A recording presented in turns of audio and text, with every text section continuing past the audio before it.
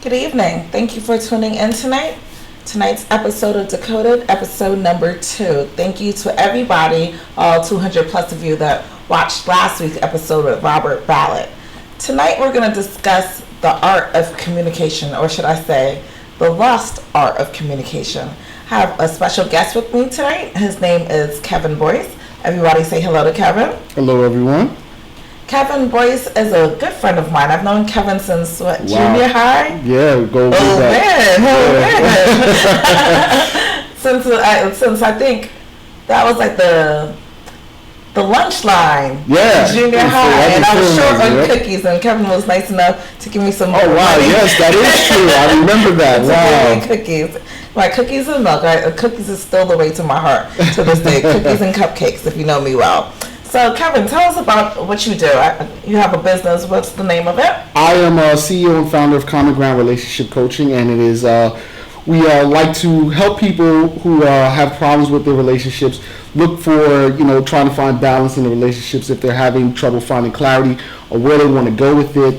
If they have questions about it, or if they need life coaching. And what coaching is an ability to help people find where they are now and where they want to go, and we help them along with that process to build confidence in themselves in order for them to achieve their goals. And that's what we primarily do with their relationships as well. Okay. Well, Kevin, I have a question about coaching, because I'm just wondering about that. Who would be the ideal candidate for relationship coaching or life coaching? Like, what kind of people do this things? Honestly, anybody is an ideal candidate. We think about coaching, think of it from this aspect. When you play a sport, you're using a coach, and the purpose of a coach is to guide you along. No matter how good you are in something, you can always get better. So that's what coaching is really about. It's to give you that motivation and that encouragement in life, which we don't really have. We go through life, and we don't really have anyone kind of guiding us along to try to help us be our best selves and find out what we really want. Okay. And that's what coaching is really about. So anybody's a great candidate to be a coach. All right. And when you do the relationship coaching, is that the couples, or are they separate? I can do couples. I can do individual. I would say individuals is better, and then kind of come together because, with individuals, it's funny with couples. You think you're on the same page, but one person always has one idea of the way the relationship is. The other person has a different idea. Would you say that's because of a breakdown of communication? Always, the crux of it comes down to communication. That's why I call it common ground, because it's always about trying to find that common area where we can kind of build from there, find out what's really the issue, and build on that aspect of it to help the relationship prosper. Okay. Before we get into the communication aspect tonight, I want to make sure that the callers and everybody who's watching tonight know how to find your business. So are you on the internet? Yes. You can go to my website. It's cgrelationshipcoaching.com, or we love people on our Facebook page, Common Ground Relationship Coaching on Facebook. And if you want to call us for a free consultation, 302-722-5405. Also, I think I've been on your radio show. You have been on my radio show. One of the great guests, one of our better shows. We talked about the empowerment of women and women and everything like that.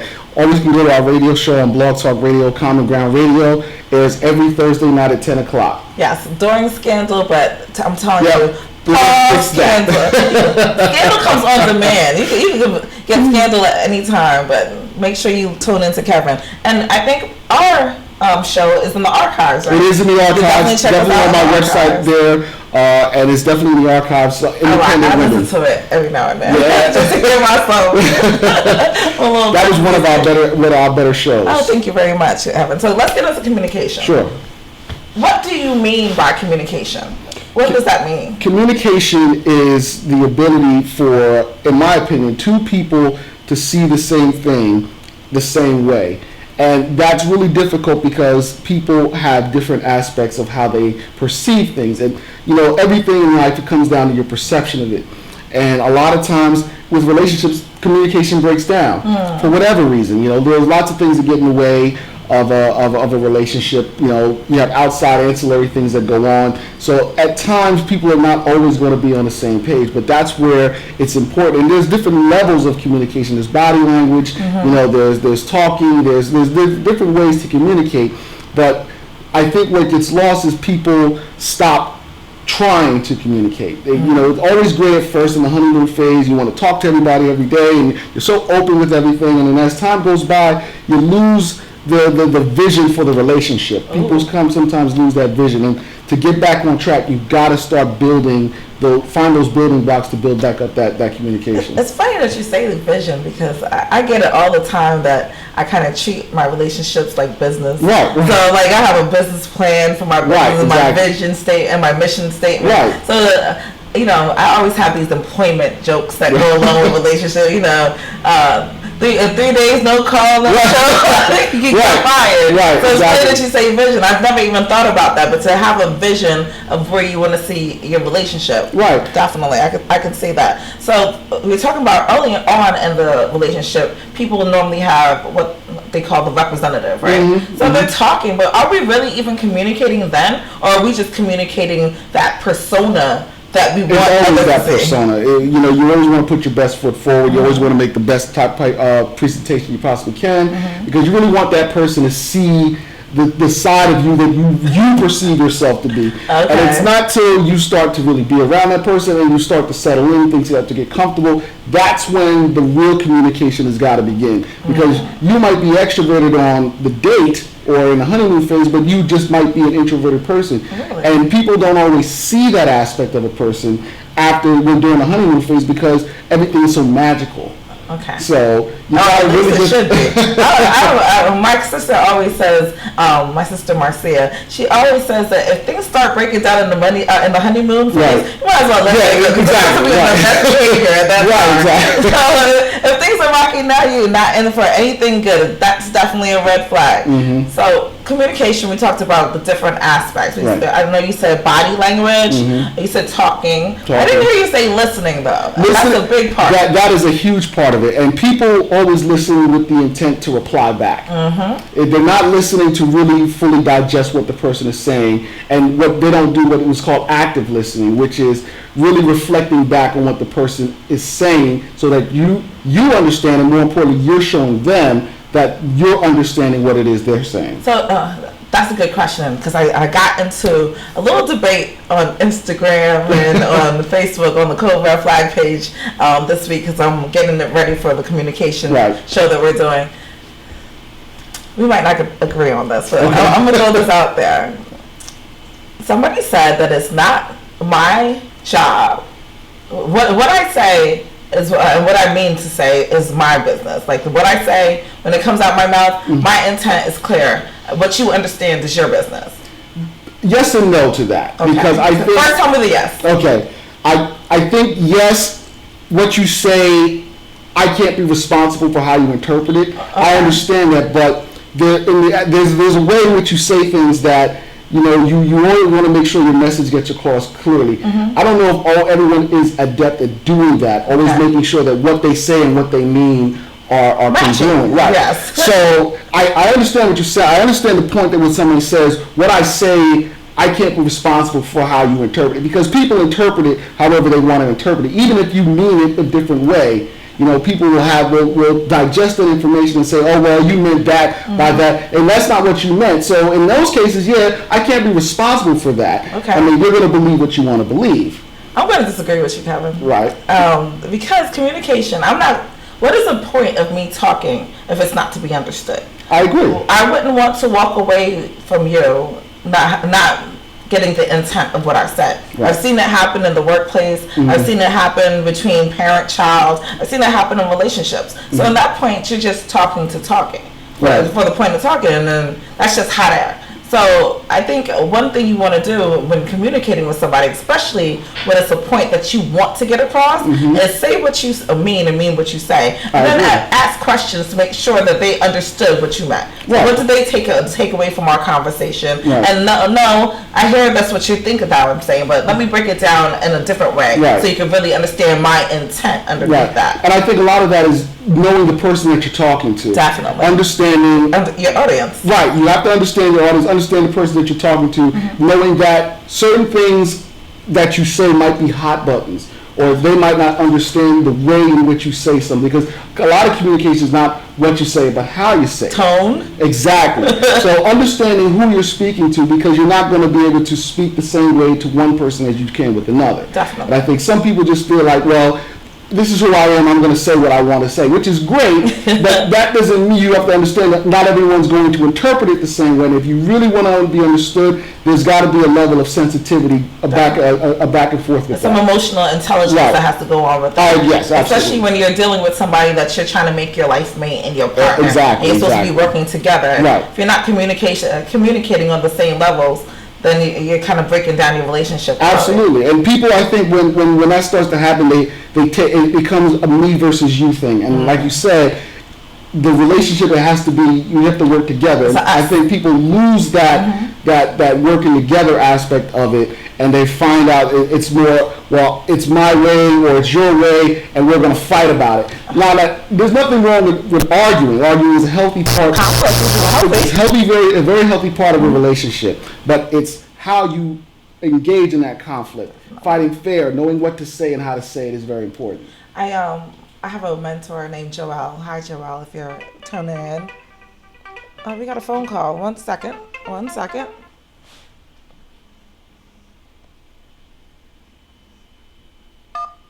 Hello, caller. I'm looking for it. I can't see one here. Oh, you can't find us on there. No, I can't. I put the link up on the Code Red Flag page and also on my Facebook page, Dina Reed. Okay, let me see. Yeah, Okay, I'll call back. Okay, thank you. Where were we? Okay, we're talking about Joelle. Right. There's this thing that Joelle used to always say to me, because I used to have a tendency to want to be right. I think I know that feeling. Yes. Because I know something, I know it, right. And because I know it, I'm not going to allow you to make me change my mind. So Joelle says, Dina, do you want to be right or do you want to be happy? Good point. So sometimes some communications don't need to happen, right? Because if it's just going to cause conflict and it's not something major that needs to for us to go to our corners and dispute it out with, there's no reason for us to really fight about it. Sometimes you got to be the bigger person and know when to. That's very major. Picking your battles, because silence is also a big part of communication. Knowing what not to say and when not to say something. I think that is, being nonverbal sometimes is a very big part of, communication that people don't always take advantage of, because, like you said, a lot of people want to be right, and wanting to be right is more important, and winning that argument is more important than the relationship. Right? So you can say, I was right, you were wrong. I've been at fault with that. And I actually asked that question to this week on the Facebook page. And there were a lot of people that said happy. And then some people were like, is this a trick question? Why can't I do both? Right, exactly. Because they struggle with trying to separate or have a balance with trying to be right and being wrong, because everyone believes that their point of view is the correct point of view. And that's where, that's why communication is so difficult, is because we all have our own points of view and we all want to get our point of view across. We want everyone to understand what we're saying. And having an opposing point of view, it makes it seem like, well, you trying to change my mind? No, I know what I'm trying to control me? Exactly. But people become very defensive. Yes, definitely. But it's not always the case. You also talked about body language. Yes. And I remember a day, my family loves to have parties. We do our barbecues, we do our cookouts, bashment time in the summertime with us Jamaicans. And I think my sister's house one year, she's married. She's been married maybe 5-6 years now. And her husband was supposed to get the gas for the grill. And he had not gotten it yet. And the guests were supposed to arrive any moment. And she was like, where's the gas? He's like, he didn't get it yet. And she put this look on her face. Right. And the next thing I know, this man grabbed his wallet and bolted out the house. She had nothing to, but the look, I was so surprised. It was like a pout. It wasn't a scowl. It was more like a disappointed little girl look. Right. And I think it hurt him to see his wife disappointed in him, Right. and he moved and marched. Right. And I was like, yo, that look alone was powerful. Where another woman might, go do it herself and then Right. argue about it later, Right, or right, argue about it right then and there. Her look was enough to get his movement going. Right, and maybe that's something that they have established already. Yes. Where that she makes a certain face and he knows exactly He what knows that what means. yes. So that kudos to them, kudos to her. Because you have to recognize your partner's body language. You have to be able to know that you have to be able to pick on those subtle clues.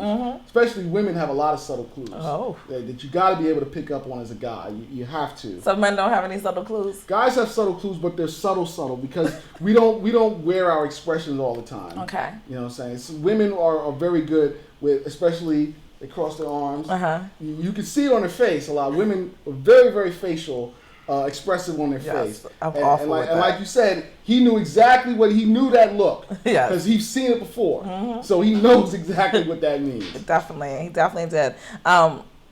We talked earlier about active listening. A lot that we've been talking about right now is the person communicating their message. Right. Now let's talk about the listener, because the listener has a job in this as well. Right. The listener does have a job. And their job is really to interpret, fully engage in what their partner is saying and reflect back that your partner's words to show that you are listening, to show that you understand. And that a lot of that is done by rephrasing the question or rephrasing what they're saying. So you say, I hear what you're saying. You're saying that, you don't like it when I don't take, that taking the trash out is my job and I don't do it. So that makes you upset. Is that correct? And so your partner will say, well, yes, that does make me upset. And then you can kind of work from there. Now that you both understand why you're upset, why the anger is. Kevin, but that's very cerebral. Yes. Definitely. People don't always think that it usually comes out combative, right? And I've heard awful things, especially this week. They're like, somebody said that they actually tried it. And I'm thinking, wow, people are actually practicing these wonderful tools at home. Right. And then she says every time she does it, her man gets completely upset. Like, well, what the hell are you doing? Right. That's what you heard what I said. Why are you repeating it back to me? She's like, I just want to make sure I understand, but it doesn't really click. It can be difficult at first because people always think there's a hidden motive to why you're doing something. But I'm a believer that you lead by example. So if you want certain changes to go on in your relationship, then you've got to be the model of that. So if you're going to take the stance of I'm going to do active listening, your partner might not get it at first. And if you explain to them, this is why I'm doing what I'm doing, so then maybe they'll be more apt to try it. And first of all, they'll be able to understand why you're doing what you're doing. And then they'll pick up on that and notice that you're trying to change your behavior. And sometimes all they want to see is that you're trying. Sure enough. And then they'll make the effort themselves. Sure enough. I do know one thing that used to bother me with the ex, though. Anytime we'd have one of our conflict conversations, I'd like to call it, he would get a pen and paper out and like start taking notes. And like at 8 p.m. you said. Right. Well, I can understand why some people might do that. I can certainly understand that because that conversation you probably felt like that conversation was going to come back up later. And he wanted to make sure if it did, he was prepared. So, but he wasn't listening then. He was listening to reply. He was making sure. Exactly. So he wasn't actively listening. He was listening to make sure that he was being defensive so that he could be offensive later on. Exactly. So I think maybe his motives were bad, but I think the premise of what he was doing was actually good, because if you're actually taking note, if you're really taking the effort, if your motives are pure. No. I'm telling them, do not start taking notes if you get in an argument. At 8 p.m., Dina said that. No. Well, it's a good way not to get anything misconstrued if it does come back up. So, I mean, if, like I said, his motives were pure, then yeah, I can understand it. I can understand that too if his motives are pure. But then again, you have to start thinking about the person you're talking to. Exactly. If there's already an angry woman, yeah, you probably don't want to take notes. Maybe you go later on and you write it down. I think so. Kind of summarize what we said later, and something like that. But as I'm talking to you and waiting for you to react and respond to me, you're just over here like. So I that was probably infuriating you. He might be watching this now with his new girlfriend, and if he's doing that to you, I'm so sorry. He ain't learned with me.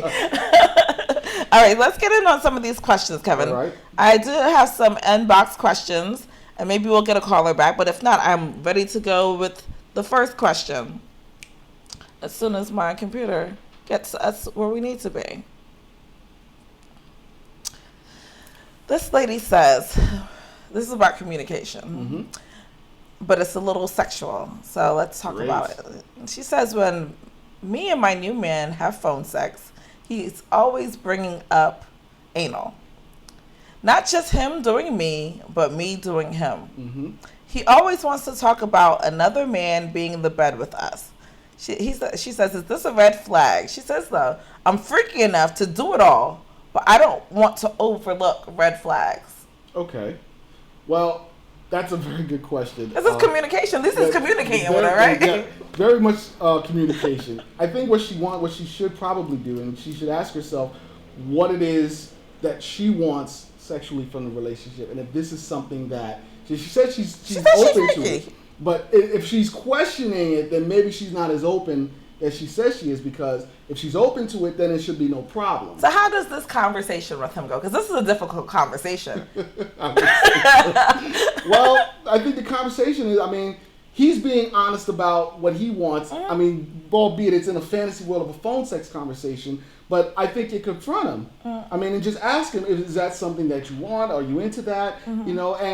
You hope that he can be honest and open about it and say, well, this is something I've been thinking about. Or maybe it could just be the fantasy. Not everything we fantasize doesn't have to manifest. It could just be for in that moment with your partner, and you can kind of go anywhere and be anything you want to be. And that's another thing. I think it's hard to tell people to be open and honest with us and to communicate with us, and then start judging them on their communication. Maybe that's the problem. She feels as though maybe she'll start judging him, or he might withdraw because he's asking all these questions. But the only way you're going to know is if you ask. Sure enough. You could kind of set clues and set traps and try to figure it all out. So those are playing games. Right? Why would you want to do all of that? Nobody got time for that. So if he's man enough, he'll be honest about it. He's telling it like it is right now. So he's being very asking about it. If that's what he really wants, then maybe he'll tell you. So the red flag is if he starts lying about it. I think that's more of the red flag than him just bringing it up so far in phone sex. Because some people just aren't sexually compatible, right? Whatever it is, whether it's because he likes men in the room with you, and you don't, or maybe you want to only do it missionary style, or maybe you're like me, you're celibate and you don't want to do it at all. So, and I can't deal with the guy that's a nympho. That's not going to be a good look. We're not sexually compatible. Right. Next question.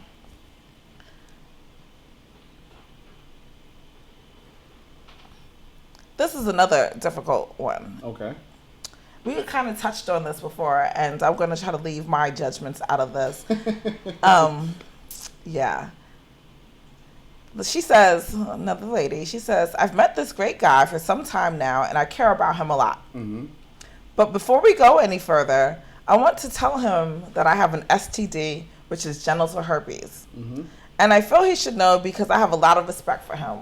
What should I do? How do you have that conversation? Well, that's a conversation that you definitely have to have. You have to have that conversation. Definitely, STD free or not STD free, you should be having that sex talk have to have that conversation before you have sex. I would say, right? Right, and I think the only thing that she can really do in this instance, she says she has respect for him. So what do you do when you have respect for somebody? You show them that respect. Sure enough. And you put your chips down and let them fall where they may. Now, he can, it's a difficult situation because you really like this person, you want things to progress further, and this is a major hurdle that could prevent it.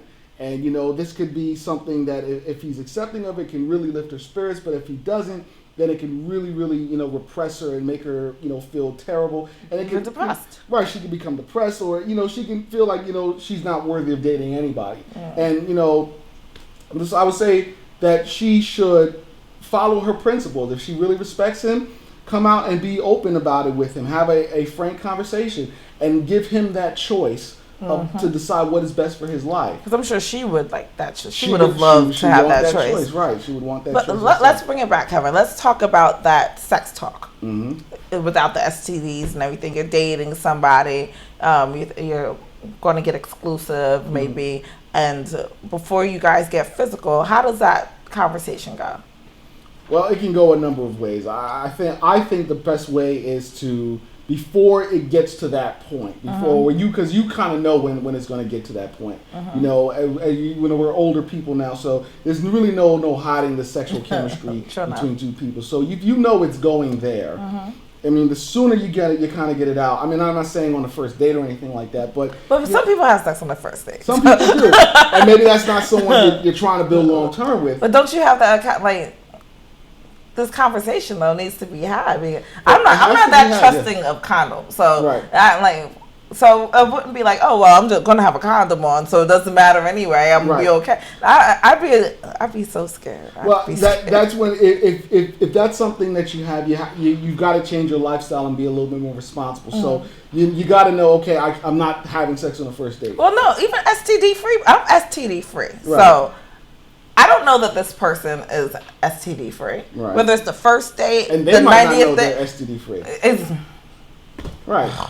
I mean, it's the world we live in, and so you take all the precautions that you can. But I think there's a level of responsibility, especially that she has. Not only because she knows, and if she wants to date anybody, it's not just this guy. It's anyone she's going to choose to date. I think he'll respect her more for it because. You know, there's nothing more freeing than being given a choice. Choice is a very, very powerful thing, and I think it's often underrated because we take it for granted. So give him that choice, and then let the chips fall. And if he doesn't, you know, maybe he wasn't meant for you. Maybe there's someone else that is better meant for you. Definitely. Okay, last question of the night, since we don't have any phone calls tonight. And no Skype. So make sure you guys call in and Skype in for next Wednesday's episode. We're going to be talking about computer love and how people find love online. That's happening a lot lately. It's all over now. All over there. Well, maybe I'll luck up one day. You know, I don't know. Anyway, okay, so this last one is about, it's not even a question. It's a statement that was sent in. And it says that men want respect from their women. I get that. I've been there. But one thing that will not work is telling somebody to respect you. They either do or they don't. You can ask them to act like they respect you, but don't you want them to really respect you? Well, that has to be earned. So put your nuts back on and earn it. Do some godly-ish, and she'll see you as godly.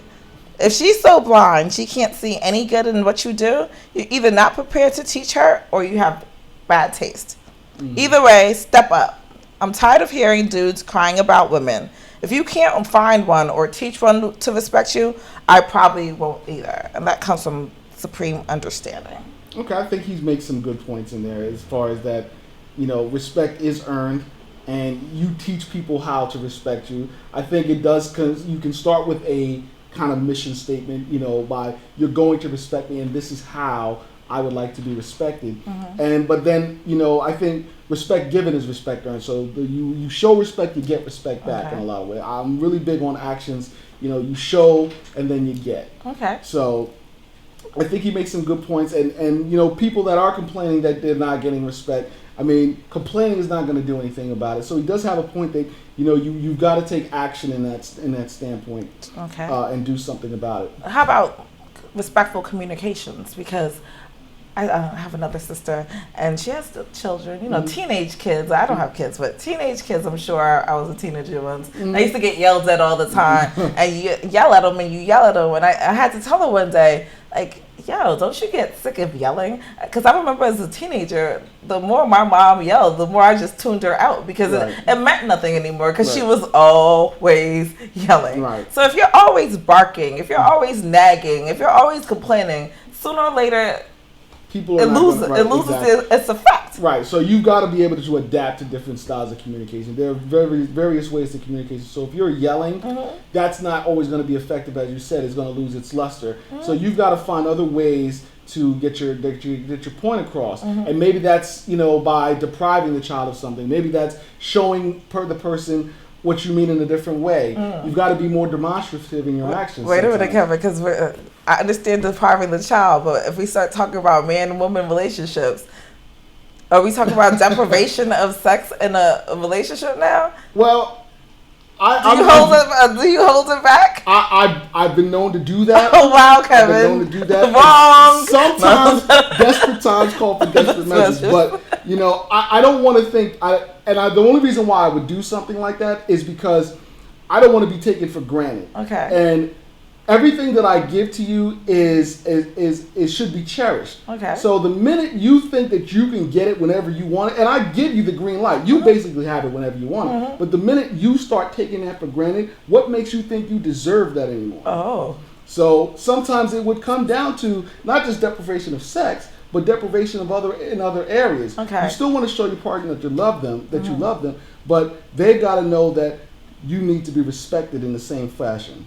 That's very good, Kevin. Thank you so much for coming Anytime. tonight. Please be sure to tell everybody what your handle is on Twitter and Facebook and your website. At CG Relationships on Twitter, on Facebook.com at Common Ground Relationship Coaching, and my website is www.cgrelationshipcoaching.com. What is your topic tonight on Blog Talk Radio? Tonight's topic, we are talking about the effects of depression on relationships. We actually have a psychologist, a good psychologist friend of mine from my days back in Philadelphia, Mary Kogel, a licensed psychologist, and she's going to help us break down what the effects of depression on relationships, and what the partner who is in a depressed relationship, what they can do to help their significant other. That's wonderful. So if you guys don't catch that at 10 o'clock, that will be there for them. It'll definitely be there. Afterwards, it's available on iTunes as well. Look, we're going to take one call, Kevin. Sure. One call, and then I'll let you go so you're not late. Hello, caller. Yes, George is on the phone. He got to ask a question. Hello. Hello? You're on the air. Yes, how you doing? I'm fine. How are you? I have a question. Okay. Okay. Yeah, my question is, all right, I'm kind of dating somebody right now, all right, and everything is getting tense. I just don't know how to express my feelings to her. I don't want to rush it. I don't want to frighten her, What should I do? Well, how do you feel about this person, I think, is the first way to start. Well, I care about her a lot, to the point that I'm in fear to even bring the question up. When you say you care about this person a lot, does that mean you want the relationship to grow? Yes. Okay, well, and I think the answer is simple then. If someone said to you that they wanted your relationship to grow and they felt some type of way towards you about it, would you want them to come and talk to you and be open with you about how they felt? Yeah. Well, then that's what you got to do. You've got to give her that same opportunity. And, let the chips fall. I mean, if she's either going to accept it or she's not going to accept it. It sounds to me like he's afraid to be vulnerable. Just a fear of past experiences. And I'm just in fear. So I just wonder if there's a particular way to even bring it up. Well, I'm a big proponent of that. The direct approach is always the best approach. I don't think you need to dance around it.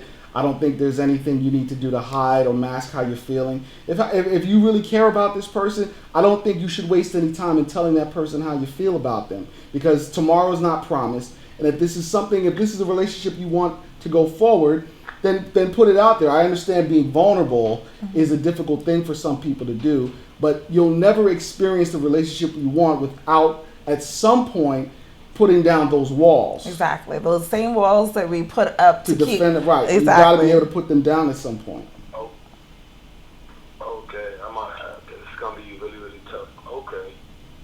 Well, we wish you a lot of luck. Thank Just you so much. be confident about her, look at her in the eyes, and just be sincere. Yeah. Thank you so much for calling. Thank you. All right, bye-bye. All right, bye. Well, Kevin, we got one call. Thank you so much for coming. No problem. Anytime. That's tonight's show, everybody. Next Wednesday, again, I have They Met Online, Michelle Talbot and Ricardo Lansbury coming to talk about dating online.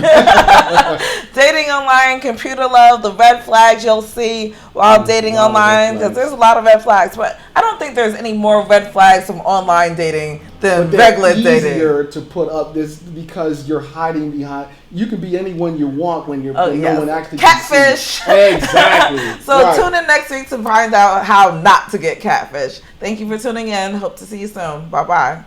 Code Red Flag.